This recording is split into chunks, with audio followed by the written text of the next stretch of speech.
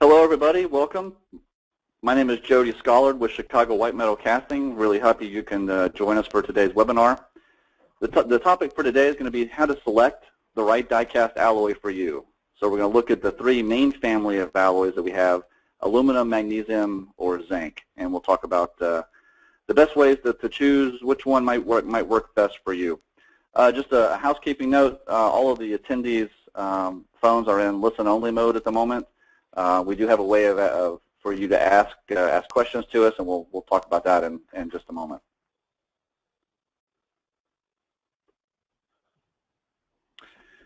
Very pleased to have John Miller joining me for today's presentation. John, thanks for joining today. Thank you, Jody. Glad to be here. John is Chicago White Metal's VP of Sales and Marketing and has over 30 years of experience in various positions in the die casting industry. So great asset to today's presentation, and it's going to be a fun one. Again, I am Jody Schollard. I'm the Southeast sales guy for Chicago White Metal. Been with the company almost 10 years now, and before that was engineer in the automotive world. Also on the presentation with us, answering questions, is Mike Dimitrov.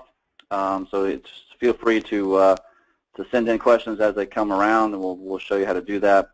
On your screen, on the panel for the webinar, you'll see a section for questions. Just feel free to log in any questions you got. Mike will answer them throughout the webinar. Might be a little delay getting those answered depending on how many come in at a time, but rest assured we will get them out to you. Just a little history on the other webinars that Chicago White Metal has produced over the years. This is our 9th in the last, I guess, 3 or 4 years now, and they run the full spectrum of different die casting topics, from kind of a die casting 101 through surface finishing. We talk about the miniature die cast, so you can kind of see the different presentations we have given over the years to cover a pretty wide range of topics. And the last one today is looking at the three main families of die-cast alloys: aluminum, magnesium, and zinc, and to talk about what might be right for your application. All of these past webinars were recorded when we did them live, and they're on our website. So feel free to go back, take a look at anything that you might have missed, and at the end we'll give out a link that will direct you to where these other webinars are located. Also, just wanted to point out, let us know if anybody would like to have a more private presentation for your company, either in person. We can come to your facility and give an on-site seminar on a die casting topic, bring a number of samples with us, and it's always a good session if that's something you might be interested in. Or we could also do a webinar like this, so we could do it specifically for your company. It's a great way to get a larger audience exposed to some of this material. So the agenda for today, we're going to talk about what selection factors you should look at when choosing the right die casting alloy. We'll look at the various alloy options that are there, some of their physical and material properties, and how they perform against each other. We'll look at the different alloy attributes of the three families, and we look at a lot of case studies today. We're a little case study heavy today, but I think that's a good thing in this case. It will be a little more interesting to look at how other companies are doing their die casting and some features and functions that they're using, versus just talking about material charts and looking at the different strength of alloys, which we also do, but we do talk a lot about different case studies. We'll look at the different price factors that go into die casting, and material costs being a big portion of that. So we'll look at how the material costs compare for the three families of alloys. And then we look at tooling costs and how those also compare. We have a good chart about how that breaks down into a part price based on the shot life that you're going to get out of the different tooling options. So alloy selection factors.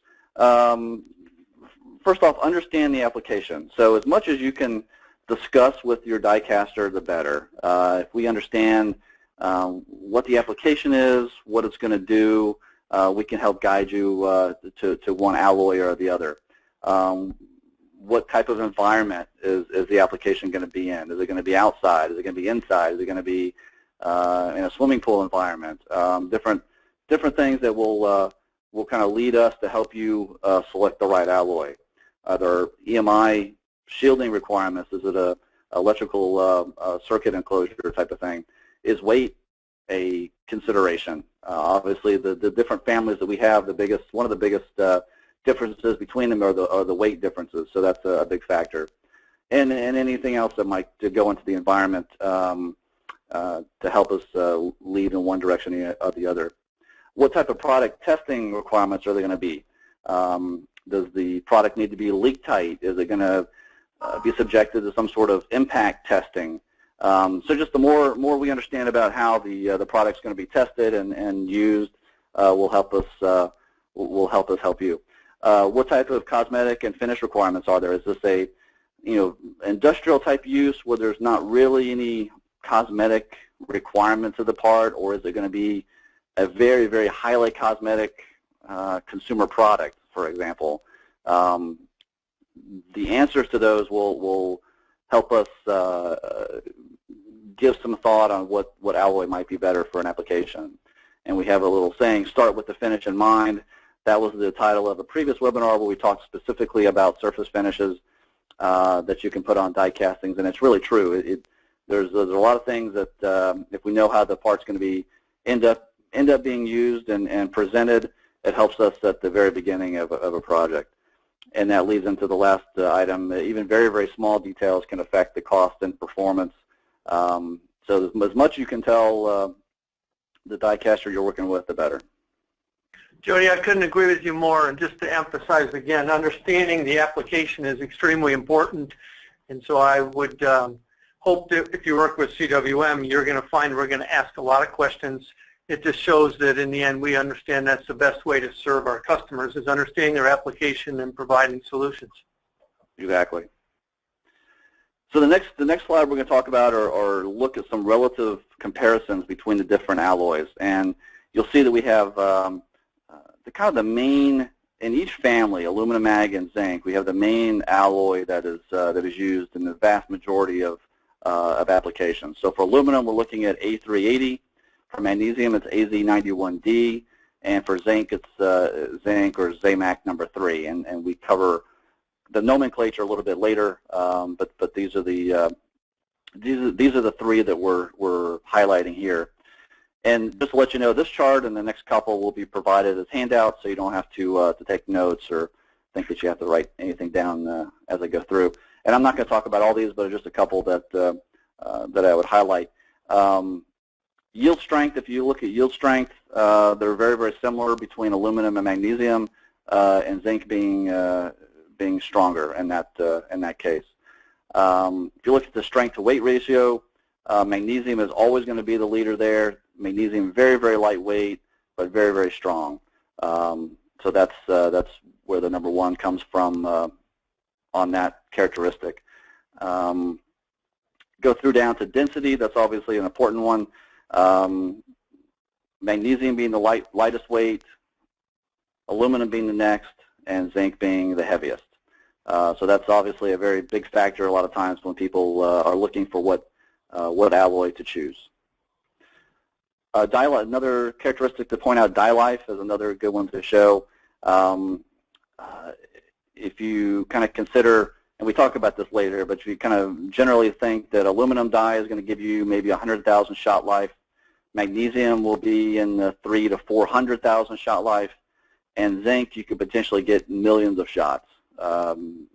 Zinc is very, very easy on die life, on tooling, and it's a great alloy to cast with. And one thing I'm going to point out, if you look at the chart, you'll sort of see that zinc stands out pretty well on a number of the factors. It's unfortunate that zinc doesn't get designed much anymore for new products, but it's a fantastic alloy to work with. So it is heavy, and that a lot of times throws it out as an option. But if there are applications where a little extra weight is okay, or maybe even desired, take a look at zinc. It has some factors that some characteristics that are really advantageous. Jody, I just want to throw in another little point that sort of says the same thing. If you looked at all those characteristics and you thought that they were equally valuable or equally weighted, and you did an average, you would say zinc, those numbers look pretty good. 1.6 is the average numerical score, the lowest. And then magnesium is 1.8, the next lowest. Aluminum is 2.4. So assuming everything was weighted the same, you would say aluminum would be used the least. And yet just the opposite is true. I think that's clear when you look at the final one, the material cost. That's the one that's better for aluminum. And clearly that's weighted more highly than the other materials. But just like you said, there are a lot of great properties with zinc and magnesium, and what's nice is CWM can provide all three, so we can help in the end find what's best for your specific application. Yeah, exactly. That's a great point. So if you look specifically at some of the alloy properties and how the actual numbers compare, I won't go through this chart much, but you can see I talked about yield strength in the first slide. Aluminum and magnesium being very, very close, and the zinc number 3 having a good 50% increase in yield strength.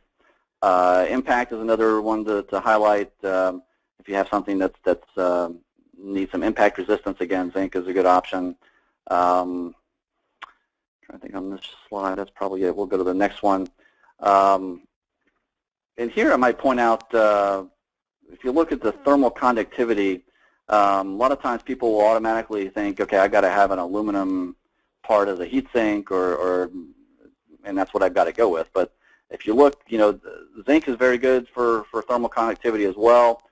And additionally, magnesium is actually much better than people realize. So it may be a good option to look at for some sort of heat sink opportunity. And because it's much, much lighter weight, potentially you could have more heat sink fins and other design features on that part that would help you get, further improve the thermal conductivity of the part. But it's a good option that's not looked at a lot.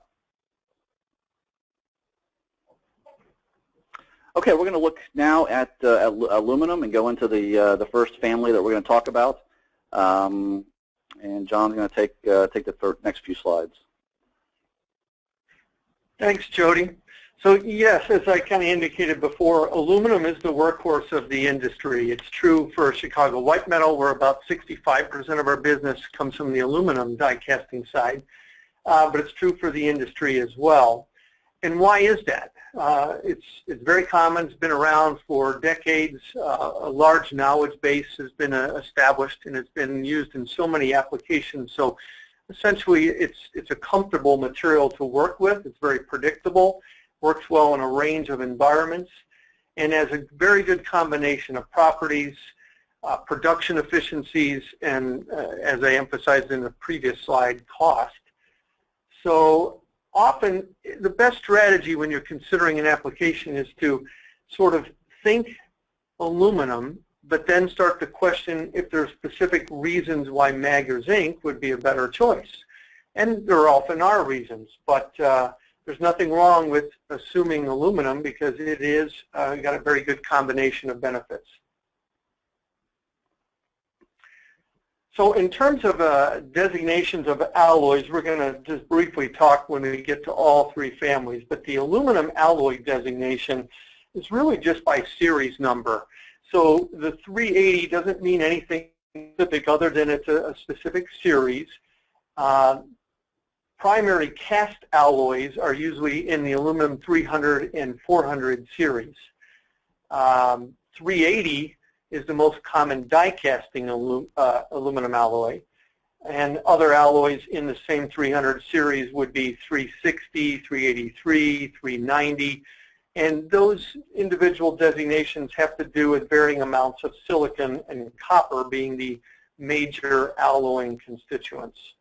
Wrought alloys for aluminum, for example, would be a totally different series, typically like 6061 and so on.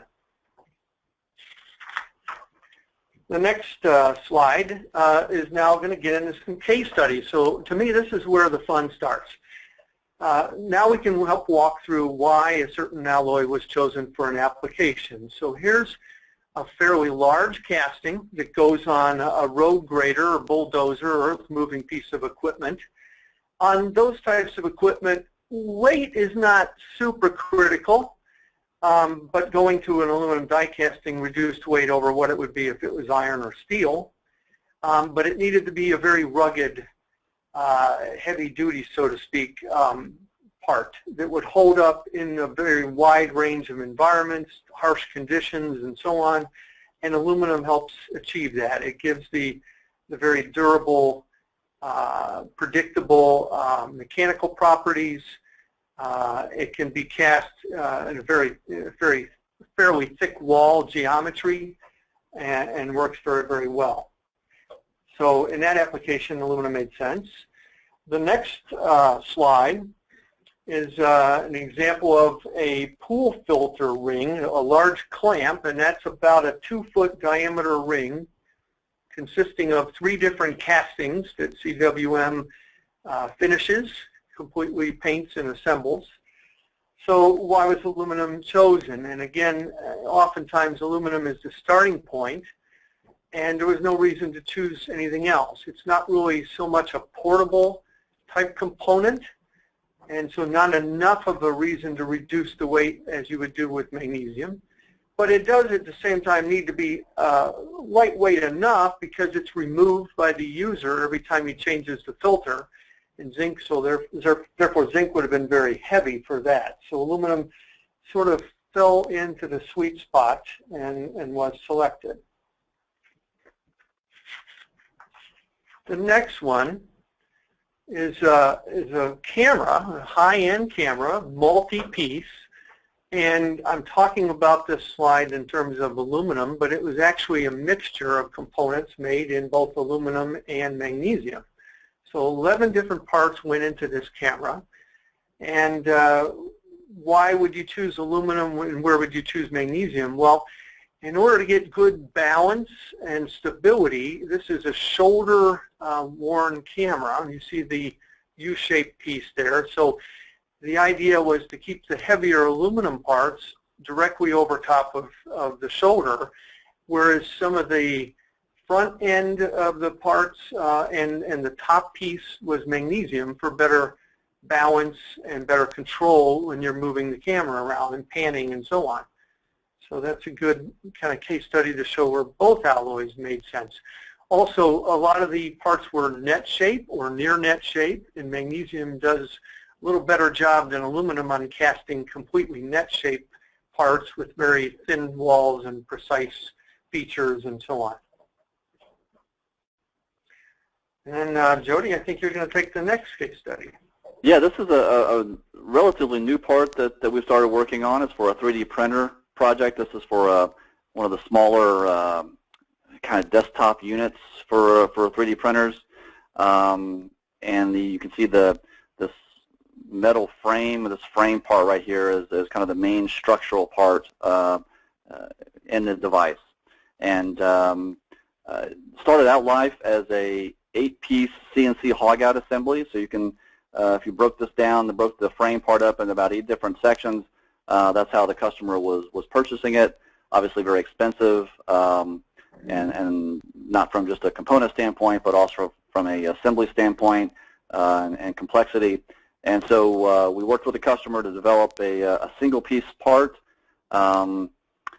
Relatively challenging, obviously, whenever you have a large picture frame type part, you want to have the part wants to do some warping and some potato chip type to warpage, but in this case that was definitely not an option. So one of the biggest challenges here was to have very, very tight flatness requirements from corner to corner on the part, down to 2/1000ths that spans about 11 inches.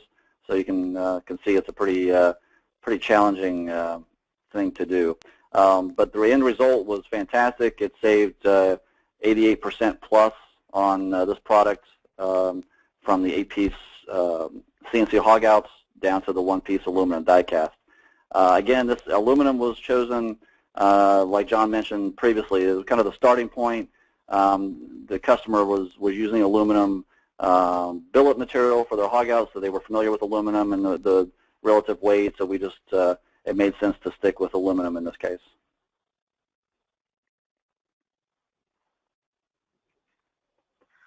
And sort of a similar situation occurred with this particular part, which is an archery bow riser is what they call it. This is a case where a company that makes very high-end bows was machining them out of billet, buying either extrusions or forgings and doing an extensive amount of CNC machining. But aluminum gave them the right kind of properties that they were looking for. However, when they went to try to find something that could be a much lower priced unit that would be sold to youth, that are not quite as demanding as a professional hunter might be, they needed a lower price point, and die casting certainly helped them achieve that. So they stayed with aluminum so that they could get somewhat predictable properties. They also stayed with a geometry that looked very much as if it had been machined out, though it was cast. So there was a significant cost savings, but similar weight and performance. Now magnesium is another option, and some bows nowadays are made with magnesium as well, if you're looking to reduce the weight even further. And with that lead in, I'm going to keep going and talk about some applications that were ideal for magnesium die casting. So first of all, kind of a quick summary. Magnesium's lightweight is the primary benefit that you're getting. But it's got a great set of material properties. So its strength to weight ratio is the best of any commonly used metal. AZ91D is a particular magnesium alloy that offers the highest strength of all the various mag alloys. Other mag alloys would be different families. I'll get into that a little bit later with the next slide.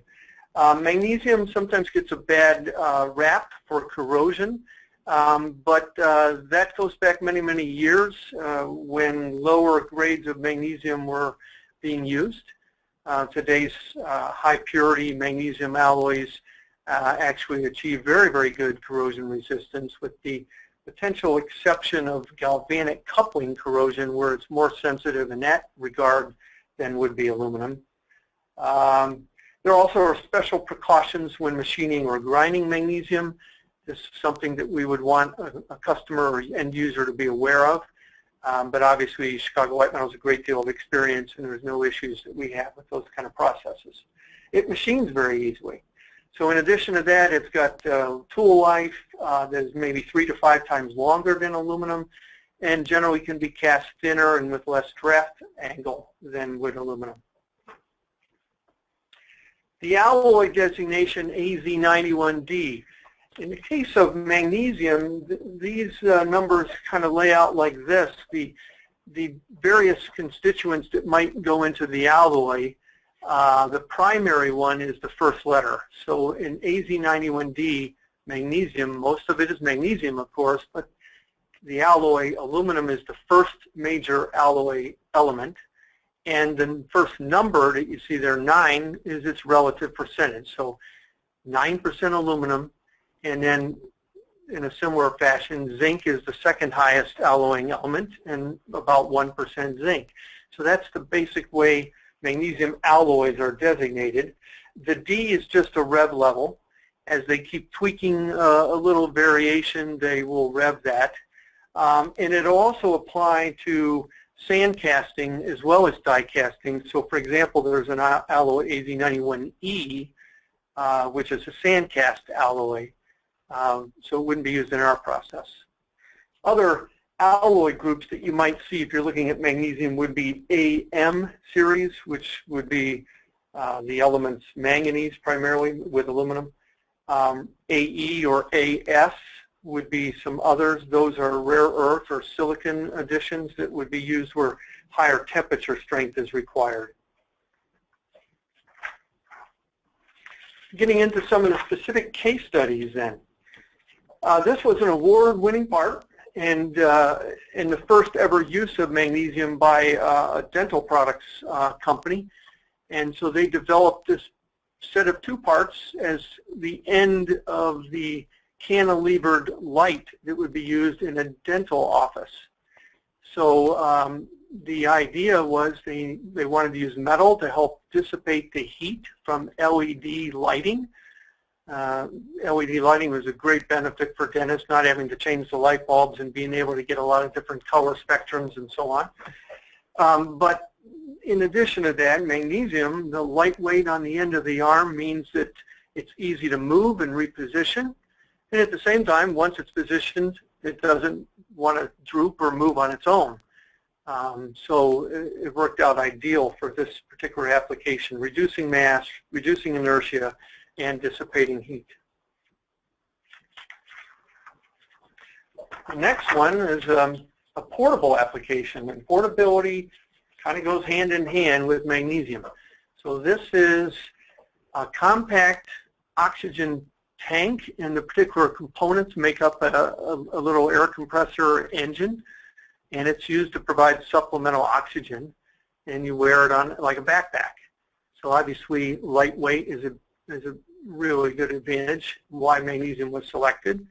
There's a set of 6 individual castings that go into this little air compressor. And some of those are shown in, they're colored black because they're painted with a particular electrodeposition paint that provides some additional corrosion protection to the parts. The next part is a product that hopefully you don't have too much familiarity with unless you're in a courtroom as a lawyer, but these are stenographers' tools, a stenograph machine. And again, a company that has been making these for many, many years decided to make their first foray into magnesium, replacing what otherwise would have been an aluminum die casting or sheet metal or plastic. But magnesium gave them essentially the density of plastic, but much stiffer, and the quality feel that you would get from metal versus plastic. It can be cast thinner than what it would have been if it was aluminum, and the density also adds to the fact that there was a great weight reduction going to magnesium. And the geometry is such that you could do it far less costly than if you wanted to bend sheet metal and come up with these particular geometries. So again, a wonderful application for magnesium. Next part is a projector, and what looks like every ordinary projector shown in the bottom right, you probably wouldn't realize, but I think the dimensions of that are about 3 feet high, 4 feet wide, 6 feet long. This is a very, very high-end projector. It's used in large-scale facilities such as concerts, venues like Olympic Games ceremonies, and also digital cinemas. 3D movies and so on are made with these kind of, or projected with these kind of projectors. But many of them are packed up on trucks and moved to the next concert venue and so on. So there was a need for lightweight, and so magnesium is used in multiple components that go inside that projector. The particular part that's pictured there, again, an award-winning part from both the North American Die Casting Association and the International Magnesium Association. Due to the way Chicago White Metal was able to take what was a 2-piece design and convert it to a single piece. These parts were originally made offshore using a fix-a-molding cast process. We were able to bring those onshore and produce them for less costs, and being one piece, better dimensional properties, better stiffness, one SKU instead of inventory numbers to look at, and so on. So there's multiple benefits with this particular application. And now I think Jody's going to take care of some of the case studies having to do with zinc. Yeah, we'll talk about the zinc alloys a little bit. So as a summary for zinc, zinc again is the heaviest of the main families of die casting. So typically zinc is used when for very, very small castings, which we kind of designated in the miniature zinc die casting process, or when perhaps a heavier part is an advantage and is needed for an application, and we talk a little bit about that here coming up. But again, I just want to point out, if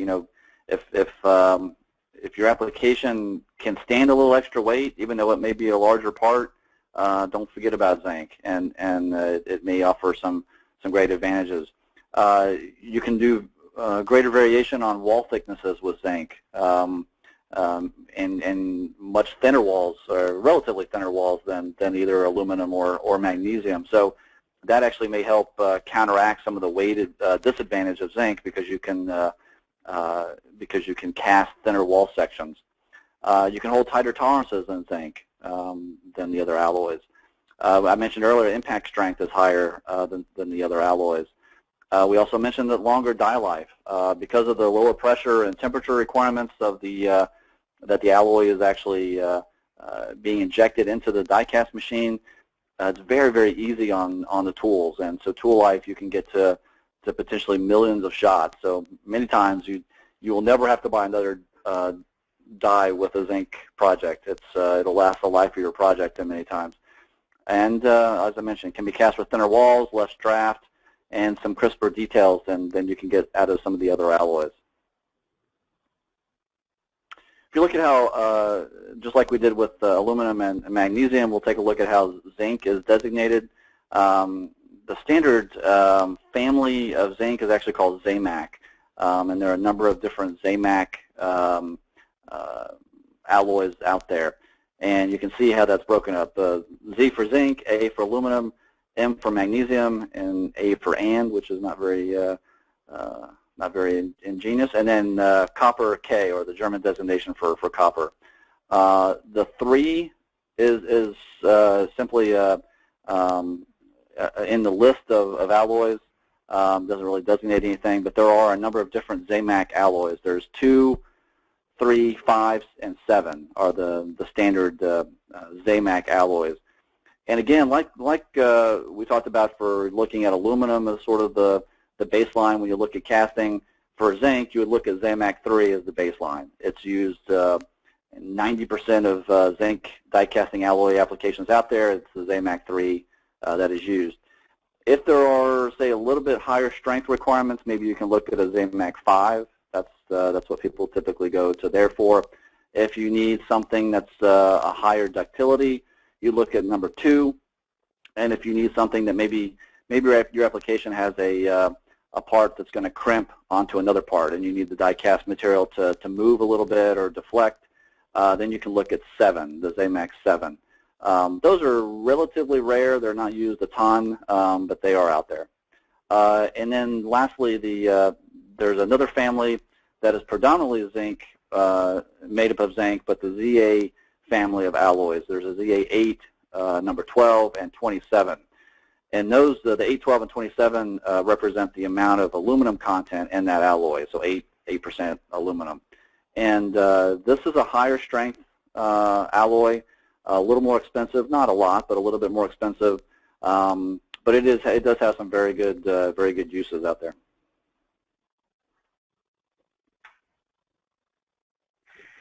Jody, what's shown here then is a part for the transmission or a clutch in a lawnmower. And what's really neat about this part and why zinc was a good fit, when you look at the part, there's a lot of detail in it, and there's a lot of straight, grooved type surfaces.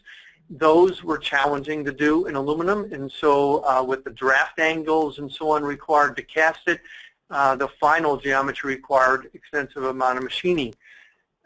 We were able to make the part in zinc and cast those holes and cast those grooves. So despite the fact that there's a little more weight, that trade-off was more than justified with the greatly reduced cost of the part by eliminating machining and casting features in that shape, which you could do using zinc. The next part, that's the size of a postage stamp. So I know you wouldn't realize that. And so that's an example of what we call miniature zinc. Specialized machines that operate very, very fast, not a lot of pressure required. The nature of those machines are such that they can cast very small precision parts with minimal flash, so you don't even need a trim die. And what that translates to is a much lower piece price and much lower tooling cost than what you would have using any kind of conventional die casting, whether that be for zinc, aluminum, or magnesium. And so this was a case where the customer thought aluminum first. There was a number of other components much larger than this. Those stayed in aluminum, but when we looked at this one and the particular application, we said, boy, this is a part that it would be much better to consider zinc. Very little weight change when you're talking about a part that small, and considerable savings. About a third of the piece cost and a third of the tooling cost that what you would have had if you would have stayed with conventional aluminum or really conventional any die casting. Next set of parts are for a solar panel installation. It's really a set of hardware items that allowed the people in the field that are putting up the solar panels to do this much quicker rather than having loose hardware. The hardware was sort of built into a set of components. There's a funnel-shaped part that is shown there, and that particular part was cast in the miniature zinc process as well. So that's, again, an opportunity to reduce the piece cost and the tooling cost. Again, as I said, about a third on each end. But the other, it's not shown very well, but the part threads onto a particular piece that has outside threads, OD threads. And it's another example of a part that we could cast in zinc that couldn't be done effectively in any other metal, because with zinc, we can cast OD threads. Those kind of fine surfaces and details are something you can do in zinc, and the tooling is going to last, won't be eroded like it would be in aluminum, and so that particular part also made sense to cast in zinc. And I'll talk about the next slide, John. This is another zinc part, and I list here conventional, and that's opposed to the miniature zinc that we've talked about on the previous couple of slides. So this is made in a larger, normal, open and closed, conventional type of die-cast die. This part is there as zinc specifically because it needed to be heavy. The customer has, this is a consumer product, this picture on the right here, and it sits on your bathroom counter, and it's got some cosmetic uses, I'll put it that way. But in the corner, this section, this left section of the part stays on the counter, and then the operator or the user lifts off this little handle part from it. So the main part needed to stay on a counter or a table whenever somebody picked up the other end. So this the zinc part is just under a pound. So it's if you looked at it, it's probably maybe 3 inches tall by 1.5 inches wide by a couple inches deep. So you would never think it would be a pound, but it is a pretty beefy part. And again, it's strictly zinc because it needed to be heavy, and that fit perfectly with this application. So that's a use where weight was a definite advantage on purpose. But again, there were areas of the part that needed to, or the application that has a circuit board in there, so you needed to have minimal flash and some decently tight tolerances because you're fitting into a pretty constricted area. And again, zinc was a good option for that as well, in addition to the weight. And next part, the last part we'll talk about for the zinc. This is a hydraulic kind of manifold part. Started out life as a 6-part assembly, and you can sort of see how that was made up. The center section was an aluminum part, and then it was all these threaded areas were brass parts that were threaded and assembled onto the aluminum base housing. So little creativity and how to do this from a die design standpoint, we were able to eliminate all of the additional threaded parts and make this as a single part die cast. Huge cost savings, obviously, to the customer. not only from components but assembly and complexity. As we show on the end here, even though it was a fairly expensive die, the payback was less than 6 months to this customer because of the part price savings. So if we look at some of the, and that's all the case studies, so that shows a good range of what other customers and industries are doing with die casting for the various alloys that we looked at. When you look at some of the price factors that go into a die casting, you can kind of read through and see, obviously, there's administrative costs, setup, metal costs, and we're going to look at the metal costs a little bit in detail, as well as the tooling costs, because the specific alloy obviously impacts those two the most. So here's a slide that shows material costs, and so at the top of each bar, you can see the current cost per pound or price per pound of the different alloys. Magnesium is about $1.75 per pound. Zinc is $1.10. Aluminum is $1. But obviously, when you look at it in strictly just the cost per pound view, it doesn't really give you a good picture of what that equates to when you look at an actual part. So we've normalized it per cubic inch at the bottom. So when you look at it from a cubic inch standpoint, magnesium and aluminum are actually very similar.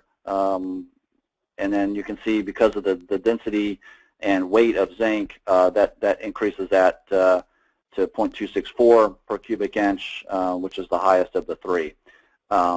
Again, with zinc, as I've mentioned before, there's things potentially you could do to alleviate some of that. You can design with thinner walls, which will help eliminate some of that cost per cubic inch hit that you take there.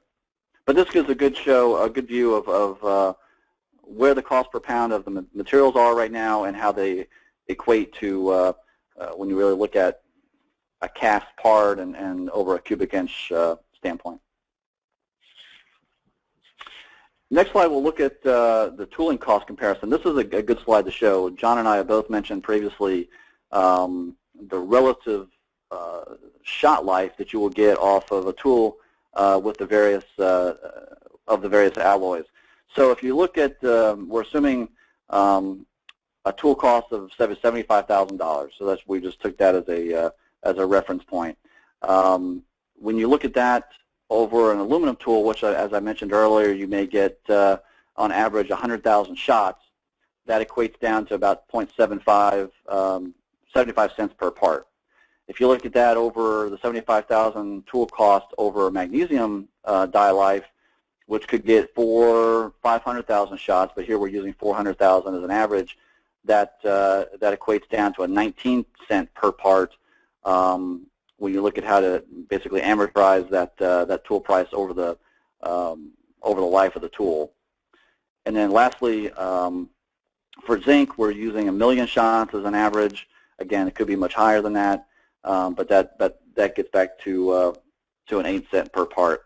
And the $75,000, when you look at from a zinc tool, that would be a conventional zinc part. Miniature zinc die casting, the tool price is typically far, far less, somewhere between, say, $15,000 and $25,000 is a good reference, so that you would even drop the per part basis down further for zinc. So just a summary slide here. Again, talk with us or talk to your die caster as much as you can to determine what alloy is best suited. The more you can tell us and discuss with us, the better. As John mentioned, we do ask a lot of questions, so please bear with us. We're not trying to be difficult, but the more we understand about what the application is and how the part's being used, we can help you just that much more, not only from a material selection, but also all the other factors that go into a die cast project. Dollar per pound is only one factor in total cost. We've shown a few slides in the last few minutes that deal with price and how there's a bunch of things that go into it, not only the dollar per pound of the actual alloy, but some other factors as well. And as I mentioned, the last thing, just look at all the different disadvantages and advantages of the various alloys. Think about how it might affect your project, and we'll guide you the best we can. The last couple of last slides here. This is a slide that we put in to show the specific Chicago white metal capabilities of the various alloys. So for us, when you look at the aluminum, the part size range that we can handle is from very, very small, say 3/4 inch square, up to about an 18-inch, maybe even a little bit bigger, depending on what the part looks like. So 18-inch by 18-inch type size range we could do in aluminum and mag. Those are the same size ranges we can do in each. And also, we actually show all three. 18 by 18 for zinc, maybe depending on the size and complexity of the part, maybe a little bit big for us to handle, but generally we could potentially do something that big.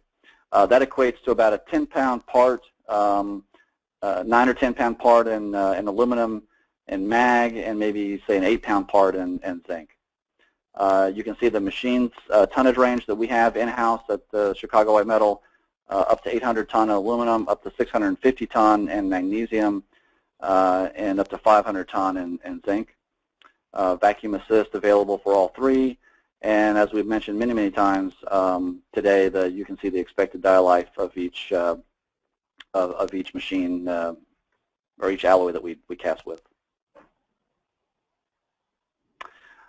After the webinar is over, you'll get a link where you can download some information that we've got for you. A lot of the information that we covered in the first few slides about material and physical properties, we'll have specific handouts that we'll give you, and that link will lead you to that.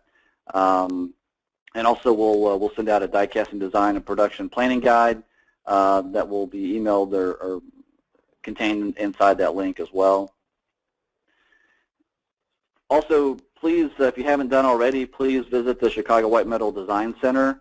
It's got an incredible amount of information. A lot of the guides that we talked about in this presentation, as well as many, many others. We talked about the previous webinars that are recorded and on there. Definitely invite you to go back and look at any ones you might have missed. And again, John, again, thanks for joining me today. I thought that was some great information, and appreciate you joining me. My pleasure, and certainly appreciate all the participation by all of our attendees today. Yes, very much. And we'll go ahead and leave this slide up. This is the last slide. We'll go ahead and leave this up. Please continue to ask any questions you may have. Mike and the team will be continuing to answer those for as long as you need. If for some reason you're not able to stay around and ask questions, and you've got a question or even a specific project you'd like us to take a look at, feel free to call or email either John or myself, and we'd be happy to help. So with that, I will sign off. We'll leave this information up that you can take a look at as long as you need. And again, thank you very much for joining us today.